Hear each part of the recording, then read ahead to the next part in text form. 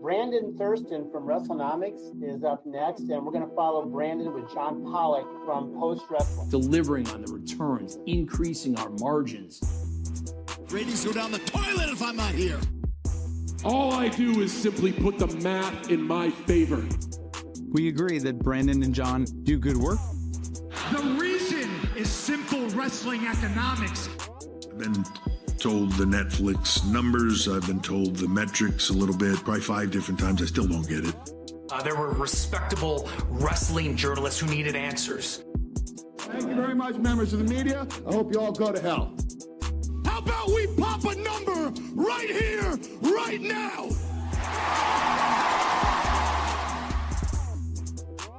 Whole part of the show, man. Move aside WrestleMania. Take a seat, all in. The biggest event, the biggest week of the year. The countdown starts now. We are just T-minus 4 days until Monday, where the center of the wrestling universe descends upon the Delaware Court of Chancery. And yes, ladies and gentlemen, according to my inbox, there is no settlement as of yet. We are on the road to Delaware, Brandon, and Brandon is literally on the many-mile trip, leaving Buffalo, arriving in Delaware.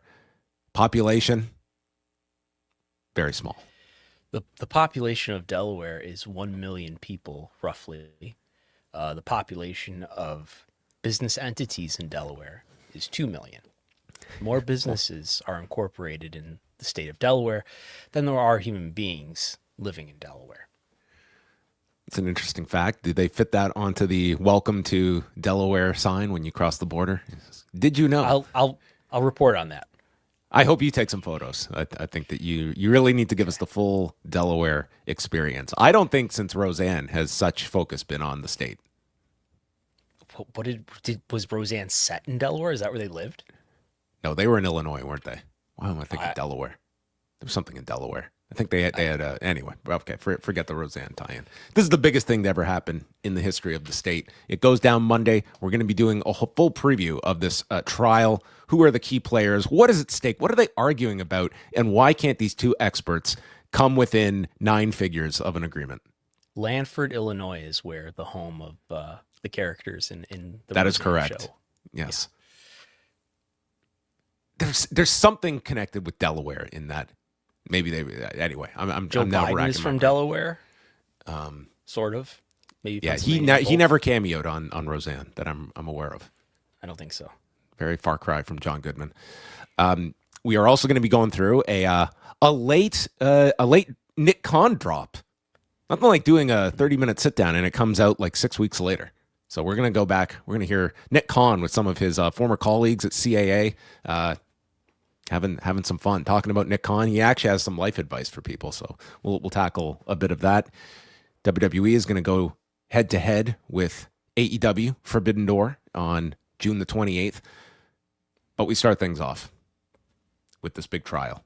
And where we last left off a week ago, we had mentioned on this show that Judge Travis Laster, who is a name everyone's going to have to remember and will be acquainted with next week, did rule in favor of the man to my right in terms of what information would the defendants be able to keep confidential. Well, Brandon made a compelling argument, and outside of personal information, some cell phones, pretty much the judge and Brandon agreed with Brandon in all these instances in terms of what information could no longer stay confidential, including this elusive voicemail from Ari Emanuel to Vince McMahon that we are still awaiting delivery of. We know the text of it, but how did Ari sound? Was it his AI version? Was it Ari Emanuel in a giddy mood? Was he screaming these words? That we are still awaiting. He did in deposition when he was asked about the voicemail. The lawyer asks him, "Is that your voice?" And he sort of, he's not pressing hard, but he's like, I know with AI, anything is possible, but yes, it sounds like me. But anyway, so we're actually, what was at issue, among the things that were at issue, are 3 voicemails. One from Ari Emanuel to Vince McMahon, Ari Emanuel seems to be offering Vince McMahon indemnification, which is a sort of civil legal protection. This is all ahead of the formal announcement of the sale process. So that is one piece of audio that we will get, according to a court order, in addition to 2 voicemails from Vince McMahon to the banker Jeff Sine, who's the banker for Rain Group, who is one of the advisors on this merger. Again, these are things that are taking place ahead of the formal announcement of the sale process. There was an order that Vice Chancellor J. Travis Laster approved. I believe today he approved it, and they are supposed to file that information by tomorrow. The way this court works is that sometimes things that are filed on one day take until the following day for the clerk to approve them and for the public to actually get access to them. So it might not be until Monday. Regardless, what I've asked for here are native audio files. So everything, of course, up to this point that's been released publicly in this trial has been on paper, and audio files are not on paper, which was one of the very issues in contention between this challenger and WWE. So I may have to go to the courthouse to get this audio. Luckily, I'll be at the courthouse on Monday, so just in time. Could we give them a step-by-step process on how to transfer audio in a digital age? It can be done. I promise you, a 30-second voicemail, you can do it. You could do a WAV file of such such size. I think Wei Ting might have some tutorial videos if they need some help. But how would he send that tutorial to them?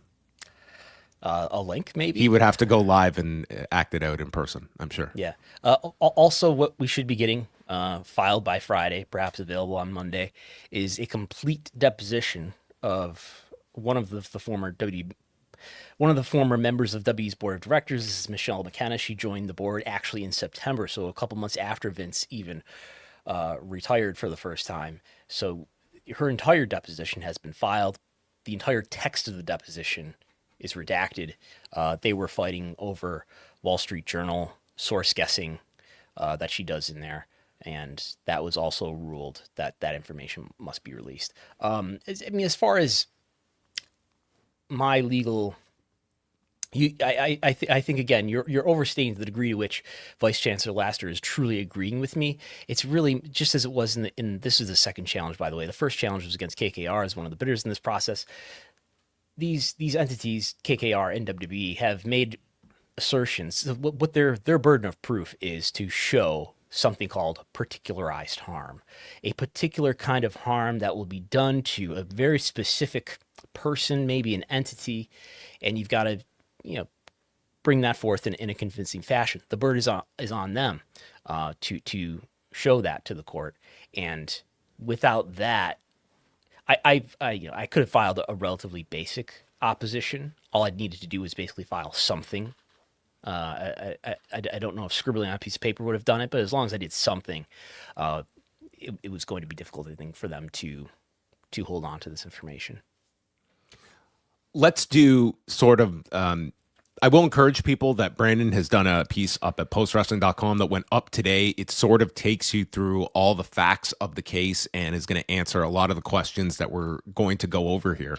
But as this is outlined, it is a stockholder class action challenge that was made regarding the September 2023 merger between WWE, the UFC, which is a subsidiary of Endeavor Group Holdings, through which WWE became a subsidiary of a new holding company, that being TKO Group Holdings. And do we want to talk, Brandon, about how this started? Because this does not start as just one complaint. This was multiples that were grouped together, and this is going all the way back to November of 2023. So this was actually 3 different lawsuits. I think it's a kind of a common thing, especially when, for one thing, merger and acquisition lawsuits are relatively common, especially among entities where you've got billion-dollar entities coming together here. But yes, I think everyone sort of smelled blood in the water here. Of course, most merger and acquisition lawsuits don't go as far as this. But there's an individual named Dennis Palkin who's if you Google his name, you will find that he's a professor, but also that he's been involved in other class action lawsuits. I believe one against Liberty Media or how do you say Greg Maffei? So this is not his first class action shareholder rodeo, but he was also one of the plaintiffs involved in the many lawsuits against WWE back in, I believe this started in, it stemmed from an event in 2018 where WWE shareholders alleged that they were misled about remember the MENA rights agreement controversy, this Middle East North Africa TV deal that WWE had that was just sort of outstanding for a long time, and they alleged that WWE's executives and board of directors, particularly on an earnings call, misled, and maybe even in written form as well, misled the shareholders about whether or not that was going to be completed. And I think ultimately it didn't really happen, or at least didn't happen with the amount of money that they had hoped for. Anyway, they argued and they earned a settlement. And there were just tons of lawsuits. This was at the federal level for whatever reason. This was not in the Delaware Chancery Court. Everybody cares about jurisdiction, right? But and we should say this settlement was for $39 million. $39 million. It was worth it to do that then. I mean, this is a different issue with different complexities. I'm sure a lot more money has been sunk into this, given we went into discovery. So that case didn't go into discovery. That's if you've been following the wrestling news to this degree for a long time, you may remember. I mean, this brought up allegations related to the alleged whatever was happening on the dreaded Halloween 2019 getting stranded in Riyadh thing. So that never got to discovery, right? You can speculate about why WWE might have wanted to avoid discovery regardless. I mean, it was $39 million, so maybe the stakes weren't high enough to really sink in. But I think at a time when it was pretty novel for WWE to settle, especially for such a figure. Like really, like the precedents are, they settled for there was a W Network shareholder lawsuit. I think, there have been a number of, I don't know if there's been a shareholder lawsuit before the W Network one. There was, I would have to refresh my memory about what exactly the allegations were regarding. I think it might have been around sort of the hammerlock comment from Vince McMahon saying, "You put me in a hammerlock if we don't triple TV rights," and it may have been related to that. Vince sort of overpromising what they were going to deliver on TV rights coincide with the W Network, without getting into too deep of a tangent here. I don't know. That is Dennis Polkin. That's Dennis Palkin. So anyway, there's that was one lawsuit. And actually, Dennis Palkin, right in January, right when Vince came back in January 2023, he filed this Section 220 thing, which is like apparently any shareholder, if you're incorporated in Delaware, you're a publicly traded company, any shareholder can go in, and they might have to meet a certain burden, but they can request records. And basically, it looks like he got meeting minutes from members of the board of directors. That stuff's not public. I know as a public traded company, no, very little information is public about publicly traded companies. So he went in and he got some meeting minutes that were then referenced in these lawsuits. So anyway, you had Dennis Palkin, and then you have the Ohio Pension Fund. They also filed a lawsuit, and then the City of Pontiac Pension Fund. So I don't know, when people say, it's just going to be millionaires paying millionaires. Well, to some extent. I mean, now, if plaintiffs win, everybody who held stock during that time is getting something relative to the amount of shares that they held during the relevant time. But I mean, Ohio Pension Fund and the City of Pontiac Retirees Fund, I mean, these are people's pensions. This is not necessarily millionaires paying millionaires in some cases. Now, it's a lot of investment funds and things like that, but in some cases it will be millionaires. But it's a lot of people's retirement money. The plaintiffs asserted claims for breach of fiduciary duty, and the defendants in this case are Vince McMahon, Nick Khan, Paul Levesque, George Barrios, and Michelle Wilson. Names that I assume everyone here is familiar with. George Barrios and Michelle Wilson, who were the former co-presidents of the company. George Barrios started at the company as a CFO in 2008, graduated to the title of co-president, and then the two were famously out at WWE in January of 2020, and there was no real contingency plan. They had Frank Riddick was just inserted as an interim president, and then that eventually opened the door for Nick Khan's hiring, and then Barrios and Wilson came back to the board when Vince McMahon reasserted himself into power at the end of 2022 into 2023 as well. But as Brandon has pointed out, TKO, WWE, they are not defendants. It is these five that are defendants in the case. Yes. George Barrios is a big star this week. His book just came out. More on that later. Yes. It just to finish the thought about who the plaintiffs are real quick. So these three lawsuits sort of came together into one, and actually the Ohio Fund and Dennis Palkin, they combined into one set of plaintiffs, and then the city of Pontiac, there was some litigation back and forth between the plaintiffs about who was going to get to be the lead plaintiff, and ultimately the Palkin and Ohio group are the lead plaintiffs. These are the defendants. It's important that these are all members of the board of directors, and in fact, this was not. There were two more defendants when this thing started that were since dropped, and that was Frank Riddick and Steve Koonin. Frank Riddick, as you mentioned, he was a longtime WWE board member. And he, as you mentioned, when Barrios and Wilson were fired, he stepped in as CFO. He stepped in as CFO again after Christina Salen was fired. So he's been an executive on and off in the later days of his tenure on the W board. So these are all board members. That's important here because board members, this is all about fiduciary duty. What's fiduciary duty? It's that I have a responsibility to you, the shareholders, to make sure not that you get the best deal, whatever that means, because what does that mean? I have a responsibility to make sure that you get a fair deal, that you get a fair deal, a square deal in every pot in every kitchen. And if shareholders can show to a court and prove to a court that you did not give shareholders a fair deal, did not allow a process to fairly unfold and be as competitive as it naturally should have been, then plaintiffs might be owed damages. So all these five people were members of the board. Now, Nick and Paul, of course, were executives as well.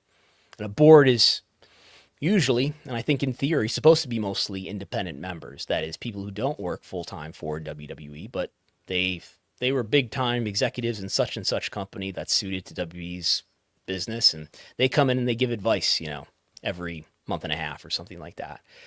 So they have sort of this supposedly independent oversight to help the company make decisions and look out for shareholder interests.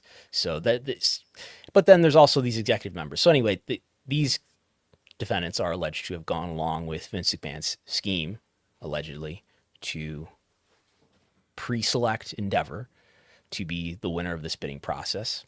And therefore, the process wasn't allowed to completely unfold. Not necessarily that KKR or Liberty Media should have won, but they should have been able to bid more competitively. And maybe Endeavor still wins, but Endeavor should have been. I'm probably jumping ahead. Endeavor still, if they were still to win, they might have had to have paid a higher price, and therefore WWE shareholders would have gotten a better deal. Is the act of Vince McMahon and Nick Khan negotiating with Endeavor in some capacity before they publicly announced that they would be exploring strategic alternatives, to your understanding, would that be a violation of anything that is actually being argued in this case? No, I think there's nothing illegal about, I'm Vince McMahon and I've retired from the business. It's just time for me to go.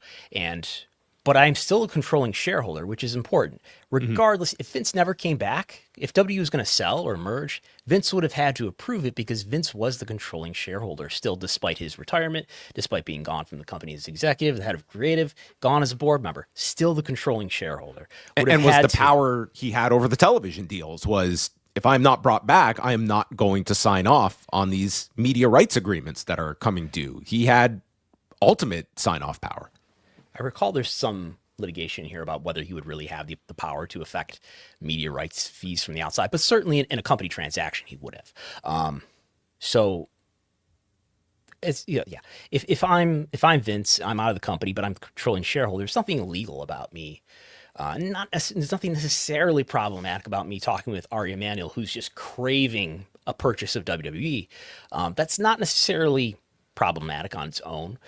What the plaintiffs present these communications records in the context of is this, what they allege is an unfair process that was not naturally competitive, that it was sort of rushed through, and KKR and Liberty Media weren't didn't know that Endeavor was further along on this process, and the deal with Endeavor is kind of executed before those other bidders had a more full chance. I think everybody's go ahead. It would seem their argument is going to be, if, like, looking at Mark Shapiro's email after Vince's retirement in July of 2022, like, let the push begin, whatever the exact wording was. Like, was this a case of, okay, there were discussions here, but was this a fait accompli? Was Endeavor essentially promised this company that there was a deal in principle already, that no matter, this was only going to be a sham bidding process, that none of these companies had any chance of landing this company? They're going to argue that Endeavor had sewn this deal up before we even had the chance to bid on this company, and ultimately our bids were not going to matter. This was a preordained demonstration. And part of the plaintiff's theory is, well, why would Vince's enormous amount of his wealth is tied up in WWE stock. Wouldn't he want? Of course he would want the best financial deal. So what motivation would Vince McMahon have to perpetuate an unfair bidding process? Because he is going to be assured a spot, but as well a very powerful spot in this new company, this merged company with Endeavor. Mm-hmm.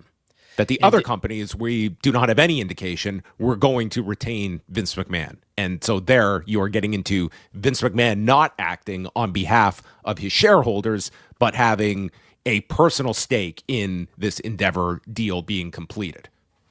And part of what the plaintiffs allege here is exactly what's said in this voicemail, which we will be getting the audio of soon, from Ari to Vince, where he says that he'll indemnify him. He seems to be he's suggesting that he can help Vince with his many legal issues. He brings up the fact that many of the DOJ lawyers are former Latham attorneys, which is his big outside counsel, which, by the way, is the very law firm that is representing the WWE non-Vince McMahon defendants in this case. So now Ari thoroughly denies that Vince was ever indemnified by Endeavor or by himself personally. Now, I think Vince, that's a we have to carefully separate that from, like, I'm pretty sure Vince is regardless indemnified to some extent for his conduct as a board member when WWE was just a standalone company, which it was right up until this deal was finalized. But that's another issue we can get to when we talk about insurance and who's actually liable and whether insurance will actually cover them. So in terms of the defendants, how much different representation is, like, these are not 5 defendants that are all being defended by one legal defense team. What are the factions here of the defendants? How are they broken up? So we have Vince McMahon. That's one set. His lawyers are from Kirkland and Ellis, who's like the number one revenue generating law firm in the country, either number 1 or number 2. He has his lawyers. His local counsel is Potter and Anderson. And then you have everybody else. And WWE is not a defendant in this case. TKO is not a defendant in this case. But these 4 board members, Nick, Paul, George, and Michelle, they are what we call the director and officer defendants. They are the non-Vince defendants. And they are almost certainly having their legal representation provided by WWE as part of their indemnification that they almost certainly have by virtue of them having served as board members. So Vince is out of the company. I mean, George and Michelle are also out of the company, but Vince may have separate and competing interests with these defendants, given his exit from the company twice, and things of that nature. As described in the timeline here, defendant Vince McMahon and his wife Linda co-founded WWE by purchasing WWE's predecessor entity from McMahon's father in 1982. Do you think that was a preordained transaction? I guess not a public company. Not a public company. Were there other shareholders? Maybe Gino Morella. Phil Zacco. Yeah. Maybe they have something to pursue. Phil Zacco could have launched a a class action. From 1982 until 2009, McMahon served as WWE's chairman of the board. In 2009, McMahon assumed the role of CEO and retained his role as chairman. By 2022, McMahon turned WWE into the largest professional wrestling promotion in the world, with a presence in over 166 countries. Mm-hmm. What happened in 2022? He retired from the business. It was On June 17th, 2022, McMahon stepped down as CEO and chairman of WWE. On an interim basis. On an interim basis. On July 22nd, McMahon formally retired from all roles at the company and received $12.4 million in total compensation from WWE in 2022, comprised of cash, salary, stock awards, and other compensation, only to make his big comeback in January of 2023, executed a written consent in his capacity as the holder of a majority of WWE's voting power, appointing himself, Barrios, and Wilson to the WWE board and removing independent directors Joel and Dillon, Jeffrey Speed, and Alan Wexler. And then 2 other board members immediately resigned, Manjit Singh and Ignacy Laud. After the merger, McMahon served as executive chairman of TKO until January 26th, 2024, when he resigned from all roles at the company. As of April 2nd, 2023, McMahon beneficially owned 28.6 million shares of Class B common stock.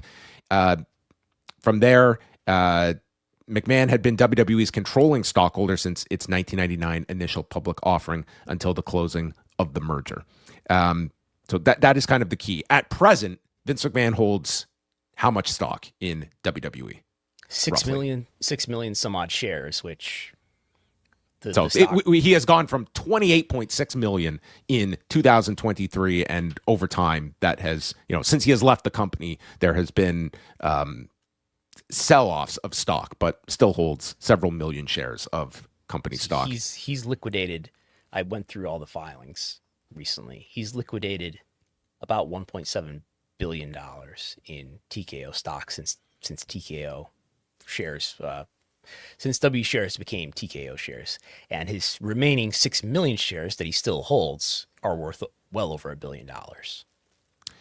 Nick Khan, who has served as WWE's president and chief revenue officer from August 2020 till July 2022, co-CEO from July 2022 until January 2023, and then sole CEO from January 23 until the closing of the merger. Khan served on the board from June 2021 through the closing of the merger, and the compensation committee, comprised of Michelle Wilson and Steve Koonin, approved a $15 million sale bonus for Khan in connection with the merger. Following the closing of the merger, Khan became a member of TKO's board of directors and served as president of post-merger WWE, roles he continues to serve to this day. Yes. Paul Levesque joined WWE in 1995 as wrestling talent. That's just its own point right there. Talent.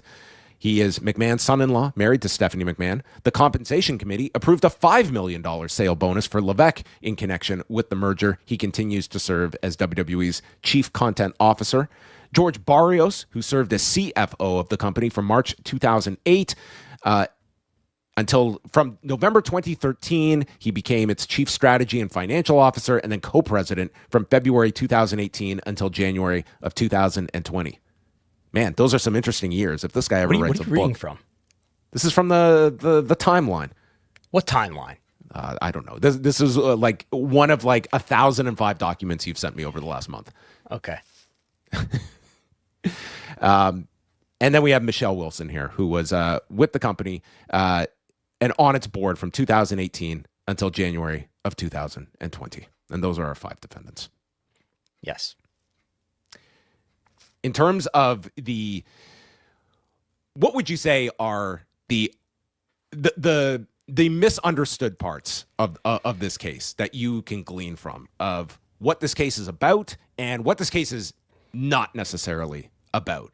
We're repeating a bit of what we discussed last week, but this has not just come down to, well, what has been the end result of this TKO merger? It's like, what is kind of the core questions that are going to be answered in this trial, or at least are going to be argued? TKO stock, since the close of this deal in September 2023, W shares became TKO shares. The value of those shares has doubled. That proves that this deal couldn't have been unfair. That doesn't matter. The growth of TKO stock, which has doubled, And that is a legitimate growth story in terms of financial success. WWE has been very profitable, as we discuss all the time, with all of their great media rights deals, all the sponsorships, all the increasing ticket prices. WWE has performed very well under Endeavor in being merged with UFC. There is a strong argument there, almost undoubtedly, that this has worked out well for shareholders who held on to the stock. But this lawsuit is not about what the stock is worth today. This lawsuit is about what the stock was worth at the end of the deal, which is way back in 2023. The stock was worth about $100 per share. And the question is, it may be worth $105 according to the valuation that they announced when they announced this deal. This lawsuit is about what that stock price should have been when the transaction was finalized. And these plaintiffs allege that it shouldn't have been the case, which it was, that UFC got 51% of this company and WWE shareholders got 49%. They allege, oh no, our expert witnesses here that who are going to testify and who've already filed big reports with all sorts of dense, complicated math, with all of their academic expertise. They're alleging that WWE should have got the majority, not UFC. WWE was the more valuable entity, not UFC. And there's plenty of litigation in here about whether UFC was being as forthright with their projections. Okay, so that's one misunderstanding. Tony Khan bid on this company. Is he going to be involved? No. Tony Khan is not on the witness list. Tony Khan did enter a bid for just over $76 per share, but it was by far the lowest of the 4 bids. So, no. Could you imagine if he was a witness that was called to this trial? We could have had the ultimate photo op, Vince McMahon and Tony Khan in their neck braces at the courthouse. If he had bid much higher, I mean, we don't have a KKR witness, but we do have a Liberty Media witness who's on the witness list. If Tony Khan had bid $100 per share, he might have been subpoenaed. So no, the Tony Khan companies have not even been subpoenaed. I think it's just sort of a moot point because they just didn't bid aggressively enough. So which Tony Khan has kind of explained, like they did not have access to any of the data. They pretty much just had to put in a blind bid. They did not have. They had access to a first run data room, which is what KKR and Liberty Media had access to, and that data room is described as having public information only. Mm-hmm. They did not even have any information that you wouldn't be able to find publicly. So no, I think. For the typical wrestling fan, they hear that Tony Khan is involved in this and they don't know what KKR or Liberty Media is. Those are the two other real candidates to have won this company. So that's one. This is a civil trial. This is not a criminal trial. No one's getting hauled off in cuffs. Who's going to get arrested? Are there going to be arrests? No. This is a civil trial. There was a criminal investigation targeting Vince McMahon. Vince McMahon has not been charged with any crimes. We do have corroboration in deposition testimony in this case where Nick Khan confirms that Vince McMahon was under investigation, not just for SEC-related infractions, not just for minor accounting errors, but he was under investigation for sex crimes, for sex trafficking. Now, he was not charged with any crimes, but those were among the statutes that the Department of Justice was looking into.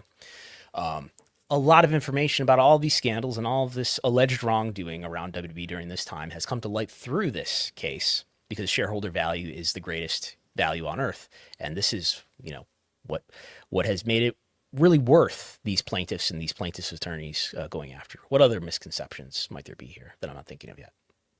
I just want this is kind of boring information, but I did also want to list off like the banking entities that are involved here. And whenever you hear some of these, like these big mergers and what these banks make out of this thing.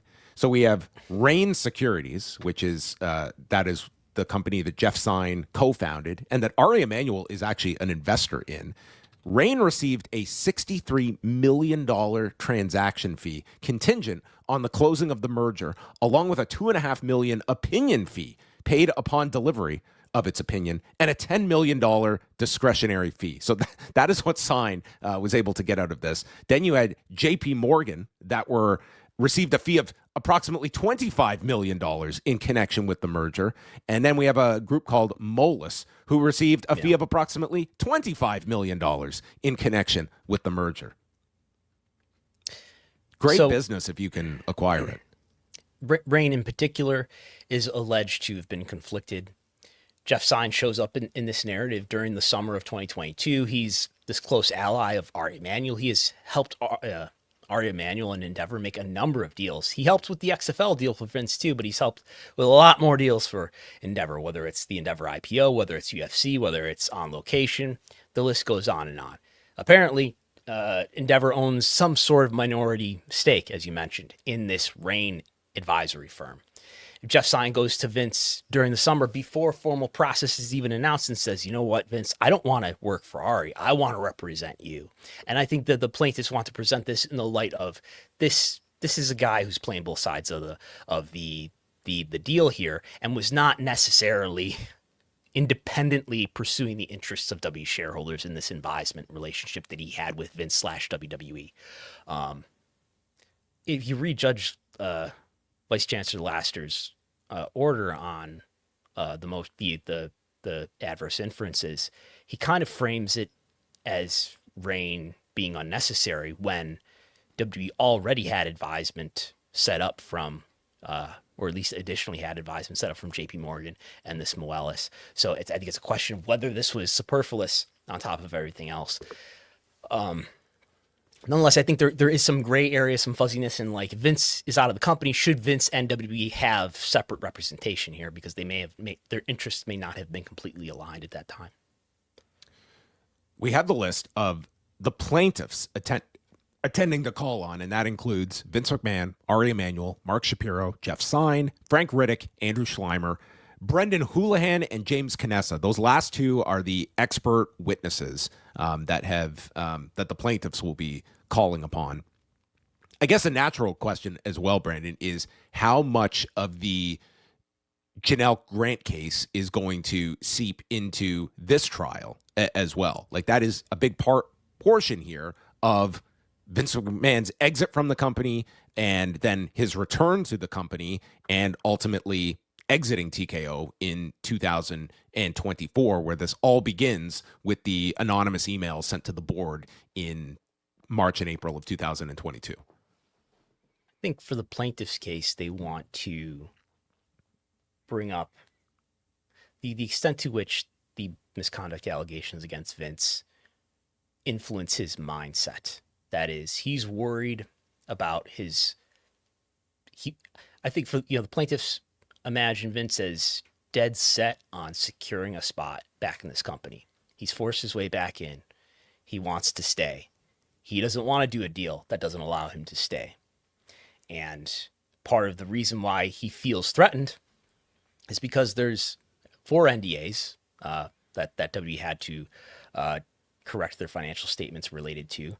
It turns out there's a 5th NDA that he made in 2023. Of course, he made another NDA with Rita Chatterton, according to Wall Street Journal reporting. So this is all, I think, related to his mindset, that the plaintiffs will allege that this was, Vince was really worried about the civil consequences, the potential criminal consequences that would come from this alleged misconduct. So what we've seen in depositions to this point is some discussion about, things like what was Vince, what statutes were named in the subpoena. Was it just financial issues, which would be concerning enough, or were there actually sex trafficking statutes that were mentioned in this subpoena, which Nikan says there were? That would be even more concerning, right? So I think that's what this is about, right? And there's also discussion too about just how independent the board was, right?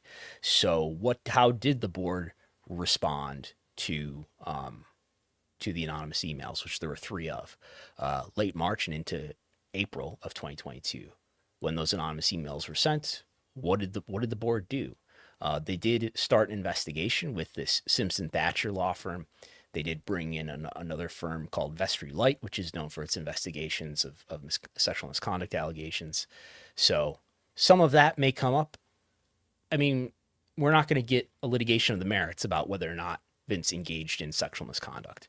What we're going to get is a litigation on to what degree those allegations and the related investigations affected his mindset about transacting the company. And also can further flesh out, like, why would a KKR or a Liberty Media be averse to work to bringing in a Vince McMahon? I think like that has to paint the picture of why this individual that has led this company for decades, why would you not want to be in business with him? And I think that aspect, I don't expect that it's going to go exactly arguing the merits of that separate case, but it very much does bleed into the whole thought process of Vince McMahon and where his public standing is, that he is looking for a life raft, and Endeavor in theory represents that for Vince McMahon in a solid landing spot post merger. And about the internal investigation of WWE too, if it's not in the operative complaint, it's in one of the complaints that got consolidated into this case. They characterized the internal investigation that W's board did as a sham, and that it wasn't a genuine good faith investigation. And I suppose that would reflect on the degree to which the board was truly independent from this controlling shareholder, who is Vince, who has his son-in-law on the board, who has some of his executives on the board. So there's that as well. And I think Vince's return to, when it comes to the board investigation that was internal, right? I think so he decides that he wants to come back in late 2022, and we have deposition testimony from Frank Riddick and Nick Khan where they're saying, I don't think it was a good idea for him to come back at that time. I don't know if Nick quite says that. Nick is perhaps a little all over the place. We at least have Frank Riddick and perhaps other board members saying that we don't, and they say this in the board letter, right, where they say, we don't think it's a good idea for you to come back while there are DOJ and SEC investigations into your conduct. And I think what Vince, the timing aligns with Vince wanting to come back as soon as the internal board investigation was completed, which they say it's substantially complete, I believe, in very late October of 2022. So I think it seems like Vince is ready to come back as soon as that, okay, the internal investigation is done.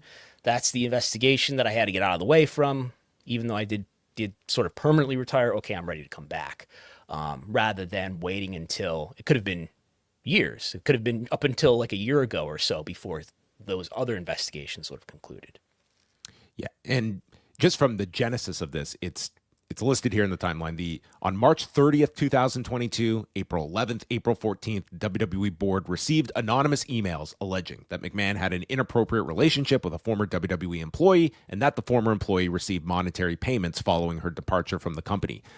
On April 15th, on or around April 15th, the independent directors of the board retained Simpson, Thatcher, and Bartlett to investigate the allegations raised in the anonymous emails. So, I mean, they are at least taking that action immediately, and taking these seriously. This is the day after the third email that comes in regarding this. Yes. And then that's 2 months before the first Wall Street Journal report. Right. And it sounds like there's kind of a showdown between Simpson, Thatcher, and McDivitt about how to handle this.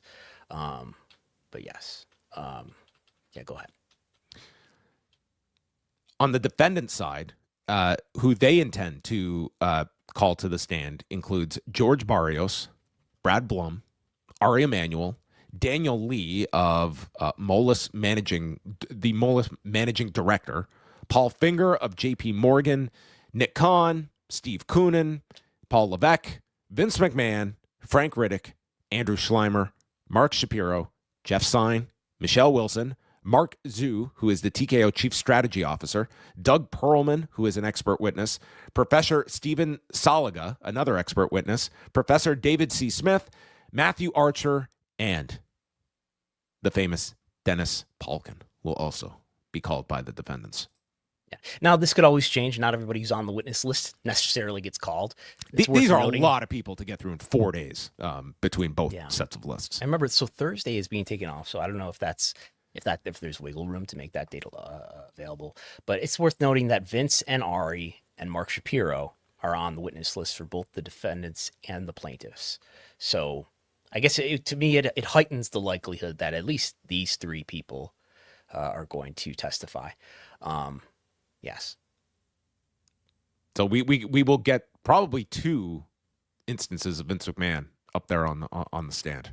I would say the day that the plaintiffs get with Vince McMahon, that should be some interesting theater.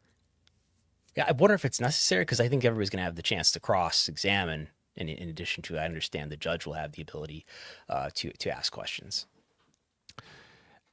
In terms of just explaining this, it will be 4 days of arguments, and then it's going to be months before Travis Lassiter, in theory, makes a decision regarding this. And you wrote about this earlier. What have the plaintiffs outlined as what their perceived damages are based on their expert analysis? Up to $1 billion, it looks like. So at least $467 million is this. They presented this table that shows the amount of damages that they say they're owed, and we'll show it here for people watching in video. They present this table in the one expert report. Now the defendants, now this expert has been retained by the plaintiffs, right? This is not an independent expert. There are no independent experts in this case. There are experts for the plaintiffs. There are experts for the defendants. And so the experts for the plaintiffs here are providing this table that shows damages range from $466 million to $957 million. And it's a range, apparently, right, that goes from 466 to 957, and it gets higher the further to the right you go on this range. Now, the rightmost column, for some reason, what is the number on the rightmost column in this bottom row here that shows what the maximum damages are that they're estimating? What number does that say? It's such an obscenely high number that it's not for your eyes. Someone redacted this. Now, the way redactions work is, I've learned, redactions, even though this is a plaintiff document, doesn't mean that the plaintiffs necessarily redacted this. The defendants could have asked to have this redacted. And redactions, it's kind of in my experience, it's kind of a free-for-all. Anything that you want redacted, you can basically redact. Whether you have to, if you're filing the filing, you have to, if you think that there's any reason why somebody might want this information redacted, you're supposed to give them notice and file a confidential filing, and then they can decide what they want to redact. So somebody decided to redact this entire column here, which may show values in excess of $957 million, maybe closer to $1 billion, maybe more than $1 billion. So that's how much money they're looking for, somewhere between $500 million and $1 billion, if you want to round to the nearest 100 million. A lot of money. And I just want to illustrate, this is why this case is worth litigating. If we're just thinking in purely financial terms, right? Like, can you imagine the amount of money these plaintiff attorneys have sunk into this, especially into discovery? And these are sort of boutique Delaware-based law firms that, I'm sure these attorneys are well compensated. So this is a lot of attorney work, a lot of billable hours here that have been sunk into this. And it could be millions of dollars that the plaintiffs alone have spent on this case. But if you can extract hundreds of millions of dollars, it's worth it and then some. So that's kind of what's happened here. I don't know how this is affecting settlement talks. There was a hearing this past, I believe it was Wednesday. There was a brief hearing. I was not on the call, but Jennifer Kay of Bloomberg Law was, and told me a few things that happened. And the judge did sort of encourage them, hey, you've still got time to settle this thing. But again, we're looking at the docket closely. There's nothing on the docket that would indicate a settlement is happening at all. Well, the defendants, their expert analysis is that there's no damages. That something that has not been properly taken into account by the plaintiffs is the amount of synergy value of the merged company as well. So, I mean, you're starting at zero damages, and it's like potentially $1 billion. I mean, it's not like we have a whole lot of wiggle room here between the two sides. You're asking the question, what is a suitable number for the defendants to not go through the process of this trial, which is a far cry from nothing when the plaintiffs are looking at, we have gotten this far and this is what our analysis is pointing towards. This is like minimum 9 figures. Which I'm curious to know how that will be viewed by the court. Like so what these expert reports are about is about what the fair value is. It's like, I don't know, when I bought this house, we had to have like an inspector over from the insurance company to make sure that this house was worth as much as we bought for it before they would insure it. So you have like these sort of inspectors to come over here and say, all right, let's look at this asset, this big asset here, and let's determine what's the fair value of this asset. And that's what these experts seem to be doing. And we don't have all the expert reports, but we have, by the way, the defendants have 3 experts, the plaintiffs have 2 for what that's worth. And then to the plaintiff's expert report, we have a couple rebuttal reports from the defendants to the plaintiffs. And in any case, they're talking about sort of, let's look at the numbers and let's determine what the fair price of WWE was in this transaction. And that seems to me to be a different question from, was this process allowed to be competitive, right? I can look at this asset and say, okay, based on everything that I know in my big brain about the market, I know that WWE was supposed to be worth X. But if you have multiple bidders, maybe 3 who are bidding aggressively for an asset, that's going to run up the price and sort of in a sort of first-hand way determine the value of this thing. So that's an open question I have. I mean, for headline's sake, I am going to draft a story with the headline, WWE engaged in a predetermined outcome. Yes. Who is on the hook for this? Let's say that there is a big ruling for the plaintiffs. Okay, let's say it's in range with what the plaintiffs are alleging the damages are. Who is on the hook here when it comes to the 5 defendants? Are these 5 all going to be seeking? Are they all going to be cashing out their stock to try and pay this off for the rest of their lives? What is going to happen to these 5? These 5 people are they've been paid well by WWE over the years. So George and Michelle and Paul probably are very much safe. All these board members are covered. All these board members are indemnified. We'll talk about what that means. And all these board members will be covered by D&O, director and officer insurance, which is like, we start a big publicly traded company. One insurance policy, you always got to get insurance. One of these insurance policies we got to get is D&O insurance to make sure that if a big shareholder lawsuit comes and gets us, that we have insurance to cover that, right? If I crash my car, I've got insurance, so I don't have to all of a sudden pay out of pocket an enormous cost.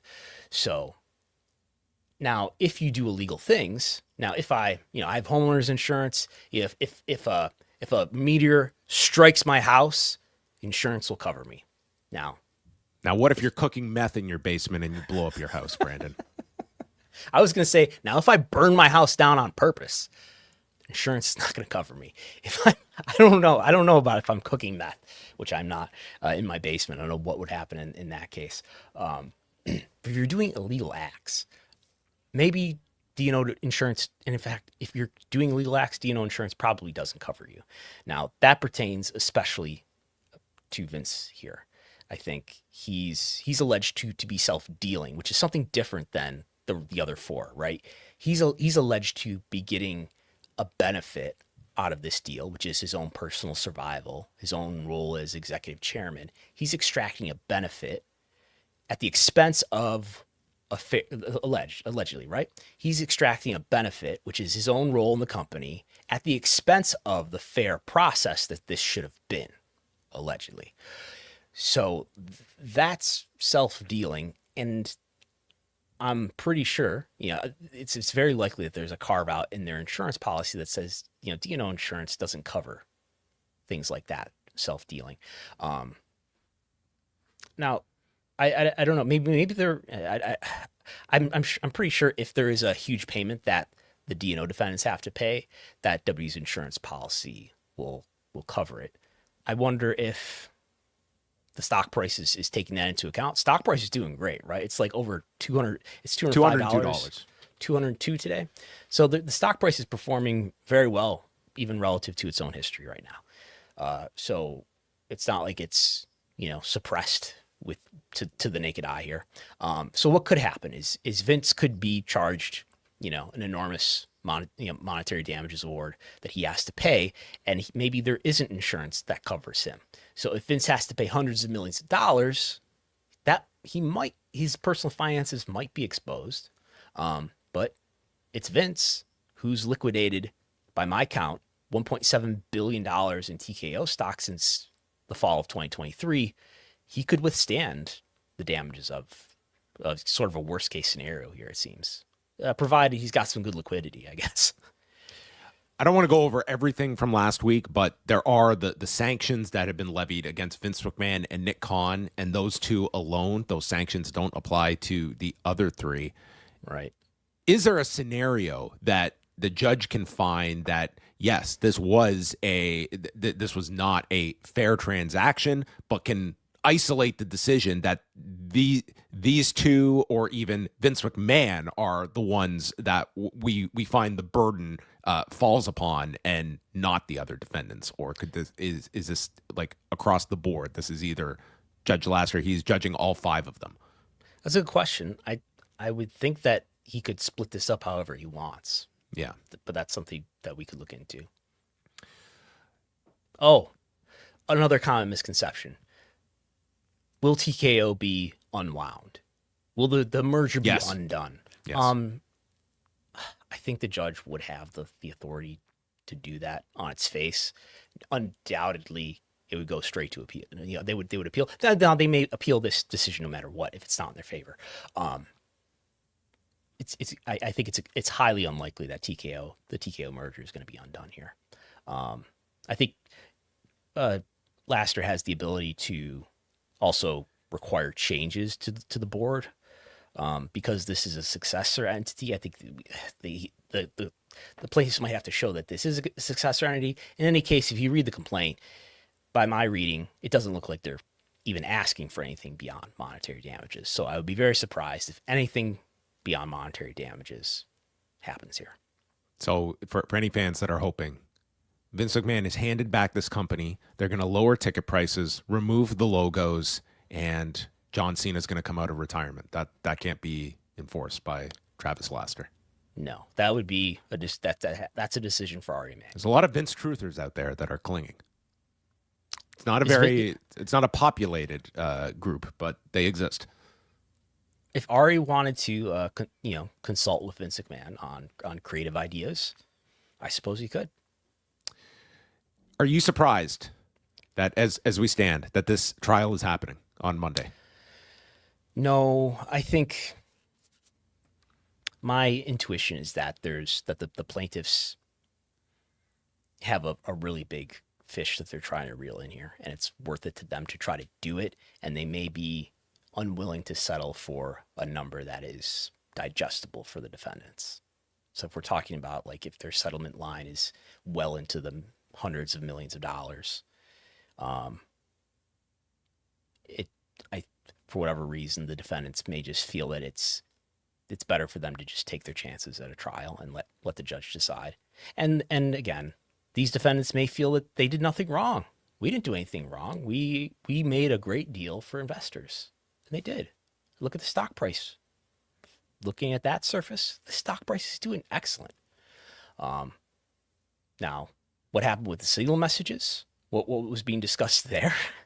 I think that's a huge part of this. I think you take out the spoliation, and I think these defendants have a much stronger footing. It's very clear they have a stronger footing starting this case. They're already starting Nick Khan and Vince McMahon behind the eight ball.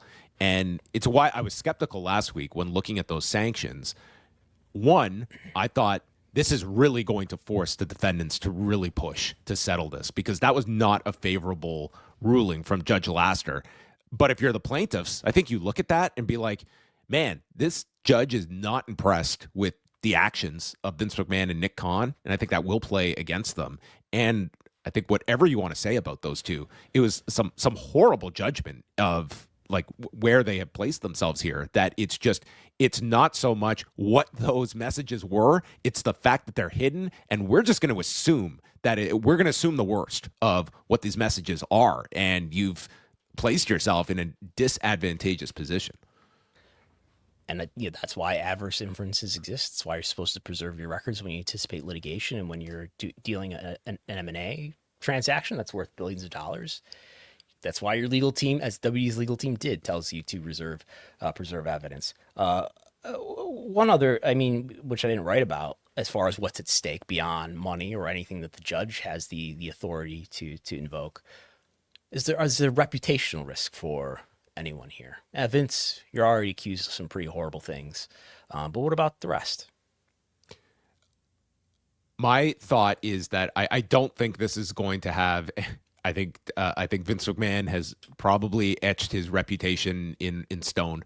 I don't think anyone is going to be positively or negative impacted by George Barrios or Michelle Wilson's outcome in this. I think they will exist in their worlds. I think Paul Levesque is. He's in his position. Nick Khan is the one that I think this has hurt his reputation. If you read his deposition and a lot of just the double speak, and a pattern that we have followed through a lot of his interviews. Like, this is a man that will lie straight to your face and be proven incorrect later when held up to scrutiny. I do feel like this is a man that wields a lot of influence that we see very, very much so across the entertainment and sports landscape. I think that influence is not going to decrease. But I think just generally, I do feel Nick Khan's reputation, which people might not be fans of Nick Khan, but I think a lot of people respect that this guy is a very shrewd operator, and I don't think this has placed him in a great public light. Yeah. At the end of 2024, I wrote an editorial that then, in light of what we learned about Lee Fitting's exit from ESPN before he was hired to WWE in a powerful position. As far as other ramifications, like we're seeing in the ESPN unlimited lawsuit about WPLEs as recently as this week, which I thought was kind of amusing, right? Where you have, so this is the lawsuit that is another shareholder, unrelated lawsuit, totally different court. I think this one's a bit of a tougher one for the plaintiffs, where regardless. the shareholders are saying, "Oh, we thought that we were going to get ESPN Unlimited access as part of our cable package. We're cable subscribers. You advertised to us that we were going to get ESPN Unlimited access, and then we went to go watch WrestlePalooza, Brock Lesnar versus John Cena, and we discovered we don't have access to this, and we had to pay $30. We want our $30 back for us and for the entire class of." They took our credit card number right out of our wallet. They made us buy had this to purposely service. make a transaction, but okay, they'll argue this out. But what was filed earlier this week on, what was it, Monday or Tuesday? On Monday, these plaintiffs' attorneys, apparently there was a hearing back on April 21st where ESPN and BAMTech, which is a streaming company, they've intervened into this case, and ESPN's subscriber user agreement that you blindly sign up for has an arbitration agreement in it. So any disputes should be in this private arbitration process, not in public court. And I think they're trying to delay so they can file a motion to compel arbitration. So what this hearing was about is whether or not this case should be put on hold until that can happen. And so that was back on April 21st, before Vice Chancellor J. Travis Laster, in our big shareholder case, said, yes, there are adverse inferences that we're going to make because of these deleting of signal messages. And so these ESPN litigants, or the plaintiffs who are suing WWE over the ESPN deal, pop up and say, hey, we're filing a notice because look, you guys said earlier back in April, W attorney says, and we don't think that there would be any prejudice to the plaintiffs if we put this case on hold. Respectfully, given that litigation holds will be in place, there's just no reason to believe that evidence is going to be destroyed or witnesses are going to disappear. They go on to say, But listen, Your Honor, there's no reason to believe that any documents are going to be destroyed or anything like that. And this is before, in the shareholder case in Delaware, Vice Chancellor Lasser said, yes, you did delete evidence that you were supposed to preserve. Yeah, I think to, on a legal sense, it does present TKO. And again, if you've been following like the antitrust cases, like a lot of this mirrors the actions on the UFC side as well. Like these disappearing. Is this an antitrust case? Is this an antitrust case? No, it is not. It's not an antitrust case. This is a fiduciary duty case. It has nothing to do with antitrust. Maybe another day there will be a day for antitrust, but that is not this coming week. Yeah. Kung Lee and Cajun Johnson never became WWE wrestlers. Brandon is going to be there next week at the trial, covering it in person. So I did want to just mention our coverage. We are going to have write-ups from Brandon after each day's court proceedings, and then we are going to be doing special audio shows each day of the trial. So those are going to be exclusive for our patrons on Post Wrestling and WrestleNomics. So, this is, Brandon has done an incredible amount of reporting, and it's because of, patron support that we are able to dedicate all these resources. So do consider that next week. We're going to put Monday's show out for everyone on our free feeds, and then Tuesday, Wednesday, and Friday, those will be on the WrestleNomics and Post Wrestling Patreon feeds. And we will be doing a show next Thursday night because Thursday is an off day for the trial, but we will do a show to catch everyone up on everything. So a lot of coverage at postwrestling.com next week. And of course, patreon.com/WrestleNomics. So written coverage will be free on postwrestling.com. Audio coverage will be for paying subscribers. Which brings me to another issue. So what's allowed in this court? This trial is not going to be televised. This trial is not going to be recorded in audio or video whatsoever. That is not allowed. Man, imagine Triller got the streaming rights to this. This might get them out of their problems. I have had to agree to a number of things to get special media seating in the courtroom. He's going to have a Morse code setup. He's going to be tapping letters back to me here in Toronto. So I am allowed to bring, I think. I have submitted a laptop authorization form. It was approved, and but I did get a call from media relations for the Delaware Chancery Court today, and they said for a moment it looked like laptops were not going to be allowed, but they are allowed. They are going to be allowed, I think. But just in case, I've been advised to bring pen and paper, which I was planning on doing anyway, in case my battery goes dead or something. But yes, I will be taking. Our plan, I'm willing to just talk, is I'm going to take notes furiously, and I will try to provide something to John. By the way, you can have a laptop. No internet connection is allowed. No live tweeting. Nothing like that. But you can take notes. Who am I going to speak with all day? Who am I going to share messages with? Me and Bix. I will get you up to speed as soon as I'm out of the courtroom, I'm sure. All right, so that is going to be all of our coverage for next week, beginning on Monday. And again, we will be doing a show at this same time next Thursday night for everyone. One other thing I can add from this hearing that they had on Wednesday is apparently there's discussion about, so Vince has a number of NDAs related to sexual misconduct allegations, and obviously Janelle Grant is known to the public, but the other NDAs, other than Rhea Chatterton and Janelle Grant, are not known to the public. Those names are going to be pseudonymized. They said they were preparing a chart to use pseudonyms so that the witnesses and the attorneys know who is being referred to by certain pseudonyms. So those people's identities are supposed to continue to be protected. All right, let's go through. We'll quickly go through some of these other stories. I knew this was going to take up the majority of the show. NXT has announced their first PLE on CW is now set to take place Sunday, June the 28th, and that just so happens to be the exact same night that AEW's Forbidden Door show will be taking place. So we have a good old-fashioned head-to-head between NXT and AEW. This is also the same day that Slammiversary was supposed to do its pay-per-view that night. When Forbidden Door got announced for this night, Slammiversary moved to the afternoon.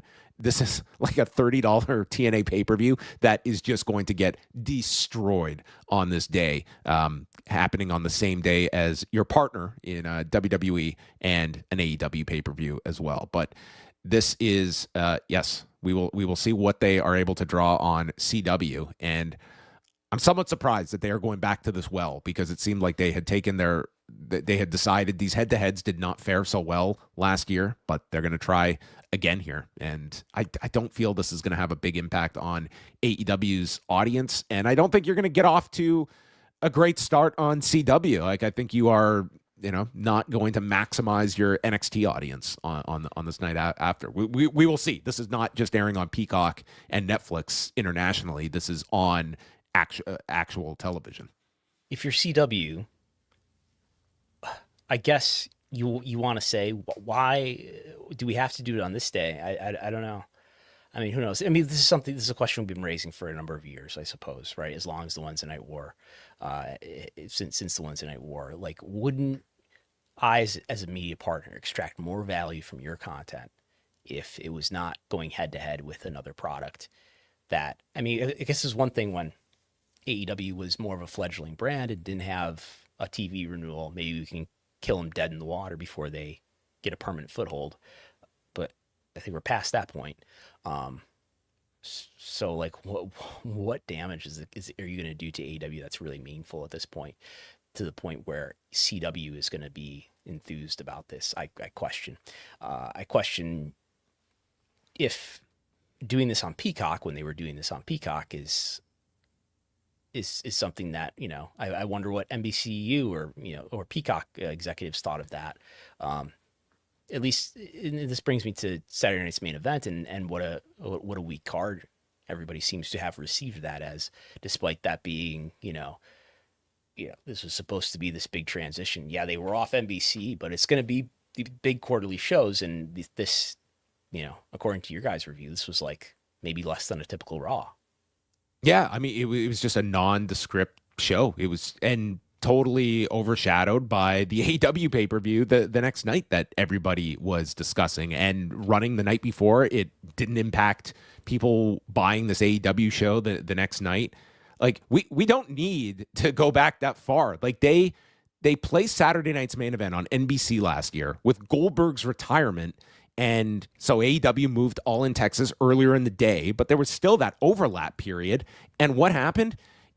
It drew a disappointing number on NBC, which is a lot bigger than CW, and that was the last NBC special that WWE got. They have been on Peacock since, and like, who did you harm in that? And we're gonna go back to this. It's just like, I have no doubt that this is probably going to do less than a typical NXT on Tuesday night, between moving to a different night. It's an earlier time. You don't get an honest, genuine, independent understanding of what an NXT PLE. No, you're whatever the number is. I don't think it's going to be the maximum you can draw from this, and it might be a very small amount that you are losing going against AEW, but it's not helping.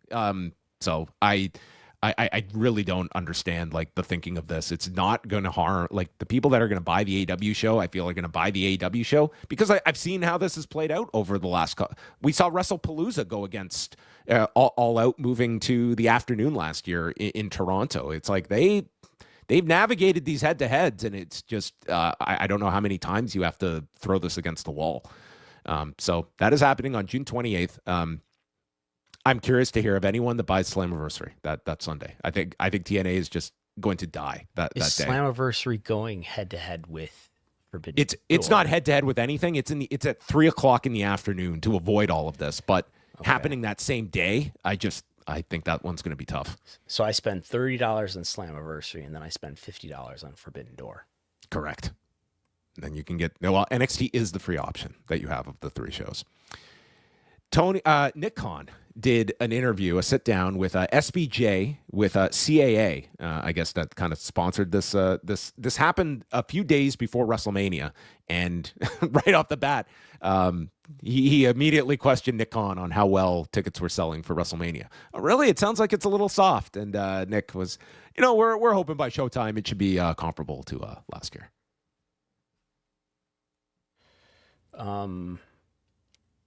It wasn't. I mean, maybe comparable to what's your definition of comparable? The gate was probably lower. The attendance was certainly lower, but probably one of the highest gates in pro wrestling history. I don't doubt. But we also took questions from the audience, and we got a write-in question. about fan sentiment online and how WWE reacts, and this was the big question. Nothing like some creative plans for WrestleMania that do not go to Langus. Instead, we get it straight from Nick Khan. From the audience, WWE changed WrestleMania plans in regards to Cody Rhodes, Roman Reigns, and The Rock after fan backlash was intense. While you don't monitor social media, what level of fan backlash is required for you to change plans for a major show? By the way, the plan was always how it ended up in Philly 2 years ago. Sometimes it's a predetermined outcome in wrestling. You want to throw the fans off, you want to let things bake, and then boom, it ends up the way that we wanted it to end up. It never changed. That was just online rumors and gossip that we were changing. It never changed. We convinced Dwayne Johnson to come back. He's on our board of directors. It was a tag team match. He's about the same age I am. So 2 years ago, let's say he was 50. Right. You know, he was obviously in phenomenal shape. He did everything that we asked of him and then some, but that was always the result we were looking for. But to the question, does Legento ever say, Nick, we are getting so hammered on this, we've got to make a change? We will never respond to social media criticism. Again, if ratings are down, if revenue's down, if relevancy's down, it's up to us. It's up to us.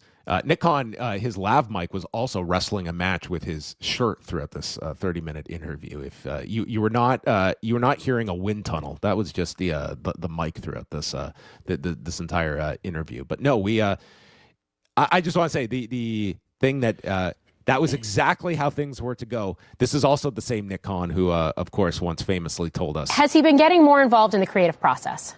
No is the answer to that, but are you going to be there? Vince McMahon not in creative either in 2023, not getting his hands involved at all. In terms of just thinking about this logically, the question was something to the effect of, does fan reaction ever get strong enough that you change what you're going to do? And I think he conflates that into, I heard something about responding to fan reaction. I have to talk about how discount social media. I just don't think that's a helpful way to think about things, which is not necessarily to say that's how they really, really think about things. Is how he said they think about it. Maybe he's just doing PR spin, but you don't have to reduce every conversation about fan sentiment to the vocal minority of social media, unless you think it's all the vocal minority, which is self-contradictory, of course.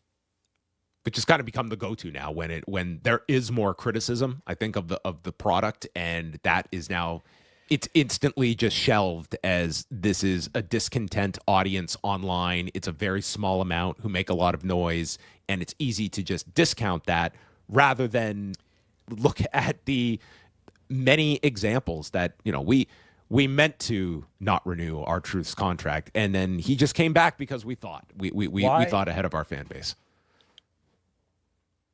You would think it being such savvy operators as Nick Khan, seems to be, and a lot of people think he is. What harm does it do to just say, when you hear a question like that, say, hey, look, we monitor fan sentiment very carefully. We're always paying attention to what our fans say. And we also always want to make sure that if we're responding to fan sentiment, we're responding to a critical mass of that sentiment and doing so in a way that makes sense for business. We take a look at what happens on social media, of course, and sometimes what's happening on social media is not necessarily reflective of what's happening in the broader discourse, in the broader fan base. But those people matter too, and we want to satisfy as many people as we can. Why not compliment those people in some way, at least with your words, rather than... It seems like there's a sort of disease in pro wrestling to insult people who seem to be most, I want to say, love wrestling the most, but clearly there's this mindset that says that those people actually hate wrestling. So I don't know. It just seems like a dysfunctional way to think about your fan base who you somewhat rely on. It's evident in many people in positions in professional wrestling that it's like we are controlling the story, we are disseminating the stories to you, and you will accept what like it's an inability to give up that level of control, that we are the all wise that understand the broader picture, and you are the simple wrestling fans that are simply do not have the understanding that we do. And giving up that control, that was indicative in Vince, that was indicative in Nick Khan, it's indicative in Paul Levesque. I think that is, and I think it was a personality characteristic of Vince McMahon, perhaps more than a personality characteristic, but let's stick with creative. I think he wanted to control, he wanted to be the sort of creative embodiment of this edict that gets passed on to wrestlers, which is, don't let the crowd tell you the story.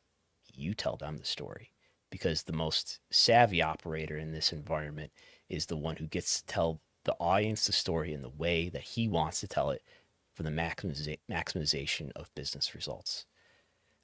Why can't that also include, understanding your fan base to the extent that you do satisfy the most people, you do manipulate, if you want to use that word, the most people, because you understand them the best. There just seems to be this strange and unhelpful fixation on, we can't ever let anybody respond to our product in a way that is anything but approving, which brings to mind certain ESPN letter grades for some reason. Well, maybe you want some A+ life advice from Nick Khan, or at least some advice of working for Nick Khan. I know, Brandon, you always enjoy these helpful tips. What I hear from people, it's weird elevator talk now. A lot of times you'll see someone, hey, how you doing? They're like, busy. I'm like, well, you're supposed to be busy. Like, how about I'm doing great? How are you doing? So busy. It's very strange to me. And then you'll hear people say, like, tired, man. What does that mean? You're working hard? The super successful people that I've been around, including the people in this room, you never see the the signature block on their emails that has their title. No, like on Howie's email, it doesn't say Howie Newchow, founder, co-founder, and co-head CA Sports. It just says, hey, thanks, Howie. So I always feel like the people who are trying to prove themselves a little much are like, I'm director 2 of this, that, and that's fine if that's what you want to do. But eventually you want your name to speak for itself. And if I email you something and you send me an out of office reply, I only have intermittent access to email. Like, where are you that you only have this intermittent access? And why, if I need something, are you telling me don't bother me? Wouldn't I just go to somebody else who could help me with that? Do you feel that you're a empathetic boss? I do. Yeah, I do. No. And I wanted to put like the Seinfeld music at the end of this, because this is the best like Nick Khan stand-up routine I have heard, and I didn't want us to get flagged on YouTube. But I mean, this guy is what a character. This guy is, so guys, you don't ever vocalize your fatigue. Busy. I don't believe in busy. Email signatures. Were you aware of that one? Don't put your title. That is a new one for us. Yeah. We gotta the add email that to our signature handbook. hack, and of course, don't ever be a out of office reply on your email default. Understood. Yeah, but empathetic. Anyway, there you go. That was the Nick Khan State of the WWE address from a month ago. Very very on top of things, as they got that thing out 2 days ago. Let's talk. Going through here, we have a new book that has come out. We'll probably spend some more time on a future show talking about this, but George Barrios, former co-president / defendant in the shareholder trial, he's going on a book tour in conjunction with the trial. He couldn't have timed this out better. He sure is. Yes. He's maximizing the eyeballs, as he is known to do. Yes.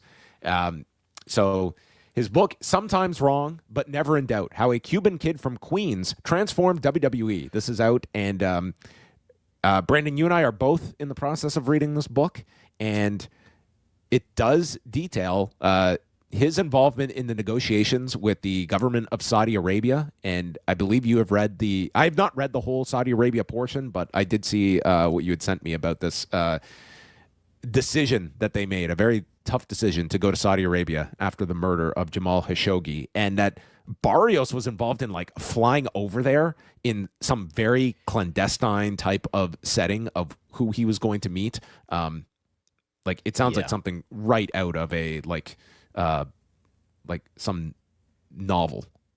I question if he's got the timeline quite right, because he makes it sound like he goes and finalizes the Saudi event deal before Jamal. Well, he makes it sound like he makes it sound like Jamal Khashoggi is murdered, which I'm not sure he quite admits. It's to. after that first Greatest Royal Rumble. The Greatest Royal, they announced the deal in like January. The first show is April, and Jamal Khashoggi is killed in October, and then this Crown Jewel event is November. Anyway, he details flying to Riyadh suddenly amid the international controversy around the disappearance of Jamal Khashoggi. And he describes, going into this, I'm paraphrasing, going into this cave-like, meeting area and talking to someone who he refers to as a sheikh who answers directly to MBS. I'm guessing he may be referring to Turki Al-Sheikh, who's always been involved in this deal on screen since day one. And he talks about how there's guards who are armed and they have swords at their belts and things like this. And anyway, they finalize the deal. He around Khashoggi, he describes WWE's uneasiness. He makes it sound like Vince is kind of in favor of not doing the deal. Mm-hmm. Now, granted, well, the issue I have with the timing here is that they do the first show in April. Khashoggi is lured into the Saudi embassy in Istanbul in October. Yes. And then WWE does their second show the month after that. I don't know if I'm just trying to parse minutiae here, but right, he talks about it as if it's this sort of careful consideration and an inner debate among himself, George Barrios, Vince McMahon, and Michelle Wilson. And he kind of characterizes Vince as being the one who is least sure about going forward. Yeah, the way he positions it is that it's Barrios that basically pushes for them to continue with the deal and just minimizes it to, no one really knows what's going on. And just now, my question to you, as we're talking about fiduciary duty, what is the role of a Vince McMahon and a George Barrios in a situation like this, where we can, as the public, I think, be appalled by WWE going to Saudi Arabia, especially when so many other businesses were rejecting anything to do with Saudi Arabia at the time. WWE was one of the outliers that continued to do business. Like, what is the incentive structure here in this corporate environment for them to walk away from this deal? Is there any? Are they like, how do you look at this? Like, what is, as far as an economic justification for not doing it? We protect. How we need to protect our brand value here. That they've done something. Mm-hmm. We believe they're responsible for something really heinous, which is the attitude that they used, and we decided for now we're not going to continue with these events. And they did see, like, this is not just one where it's like, okay, you lose, moral points for this. It was like their stock, like, just going back to look at this, like, their stock fell pretty significantly in the lead up to that Crown Jewel event. Like, they're trading at $93 in September. And by the announcement that they are continuing with this show, they fall to less than $70. Like, that's a very significant loss in 2018. It was not just the vocal minority online that were critical of this decision to run Saudi Arabia. It did hurt WWE's value, and they did not recover that same stock price until 2023 when they announced the plans to sell or merge the company. So the excerpt which you have in the article is, he says, Vince, Michelle, and I spent a great deal of time debating the pros and cons of moving forward. Vince, in particular, was deeply uncomfortable with the uncertainty surrounding the events. The uncertainty. In my opinion, Barrios writes, we couldn't walk out of the deal. It was too worthwhile for WWE. But Vince kept shaking his head. This thing with Khashoggi, doing the deal could be the biggest risk we've ever taken with the company. And Barrios says, Vince, listen to me. I understand how serious this is, but no one really knows what's going on. Make of that what you will. It's interesting that Barrios doesn't seem to necessarily believe that Khashoggi was murdered. He says in this other line. Go ahead. Yeah. All I know is that he says, as outraged as I was by what happened. So I mean that kind of indicates he is something bad happened. Something bad happened. But he says, I still defy anyone to argue they understand who was truly at fault.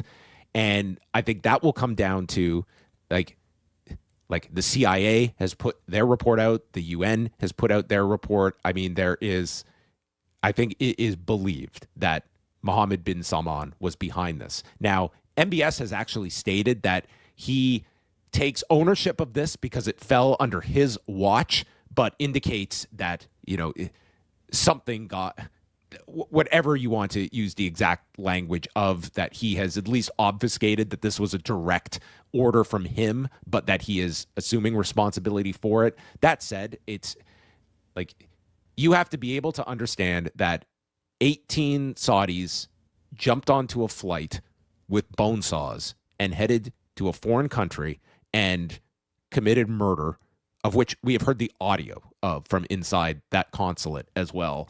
And they had to lure him there. Jamal Khashoggi went to the embassy in Turkey because he was trying to finalize he's getting a marriage license so that he could remarry, so he could marry his fiance. Yeah. So he was living in Washington D.C. Yeah, like I think it's really like, again, this though, like, you are incentivized by a $50 million deal to be as oblivious to this as possible. Like, it incentivizes you to discount any kind of rational thinking because that's what's on the line here. And I think it does give you an insight into sort of the corporate mindset of a decision like this. And that sounds to me like that's how Barrios is approaching this. It's that, yeah, this is horrible, but hey, we can't get into the weeds of this thing because this is a massive deal for us, and to walk out on it, that is just it just seems like that was not an option for George Barrios. It's an interesting example in corporate psychology, I guess, is that I think it's really interesting that he even covered this. No one really knows what's going on, so we can do it. Yeah, it's almost like a willful ignorance towards it, that like the less we know, let's not ask questions. Let's just, hey, that's above our pay grade. We're here to do a wrestling show and get our $50 million, and that's it. That's the goal. Get in, get out, and we get our money. And that's what they did ultimately. And the result was this, that we heard after the fact, that going through with this show really endeared Vince McMahon to Turkey al-Sheikh and to Saudi Arabia as well, that they stuck by Saudi Arabia when father, yes. But this was, I think, of course, exactly. I think it's bonded, at least Turkey al-Sheikh to WWE. So you stuck with us through a hard time. Yeah. And this is when Ari Emanuel turns back that $400 million investment, and years later was asked and couldn't answer why he gave that investment back. Wasn't sure. Yeah. And to be honest, Ari Emanuel isn't doing that same. He isn't making that same decision today. No. We will talk more about this book. I have just begun it, and I'm not up to the WWE portion yet, but it's that part was very interesting about Saudi Arabia. And the final thing here, UFC pay-per-views in Canada are no more as of January 2027. So UFC is going to be moving all of its pay-per-views in Canada to Paramount Plus. As of right now, you still have to spend $80 on these pay-per-views, even though you can get them with your subscription in the US. NordVPN.com/postwrestling. And so in January, you will be able to get these all with your subscription. I did speak to a spokesperson at the UFC. It sounds like all the other content, including, your prelims and fight nights, those will remain on Sportsnet in Canada, who do have the UFC rights. So it sounds like that part will all still be there. The only difference is now the main cards of the numbered events will now be available on Paramount Plus and without the upcharge of a pay-per-view. So you do get Paramount Plus in Canada. We do. It's a different. It's just like it's a separate service than the Paramount Plus in the US. So if you subscribe to Paramount Plus right now, like, there's no UFC content on there. Different rights. That's it. So there you go, everyone. Brandon is on the road this weekend. The next time we speak to you, you will be in Delaware after day one of the trial, and should be quite the time. You might be like a pseudo celebrity to these people. To who? To all of these people that you've been covering in depth for years at this point. I hope we get a photo with you and Dennis Palkin. No, I did try to email him once. He didn't respond. Oh, okay. Well, you could ask him about that. What do you think the media presence is going to be like at this trial? I've been told that just typical beat reporters for the Chancery Court and me. And you. Okay. Well, less competition for plug-in space in the lunchroom. Right. You get media gets access to certain seats in the courtroom. I think that may be better seats, but of course it's open to the public. It's a courtroom. Okay. Well, once again, folks, we will be doing daily shows next week. Patreon.com/postwrestling and Patreon.com/WrestleNomics is where you can get those bonus shows that Brandon and I will be doing daily next week. And then we will do Pollock and Thurston next Thursday evening. Written reports from Brandon, free for all at postwrestling.com. So check out all of that. We want to thank all of you for staying up with us here on a Thursday evening. And that's it for Pollock and Thurston. Next stop, Delaware.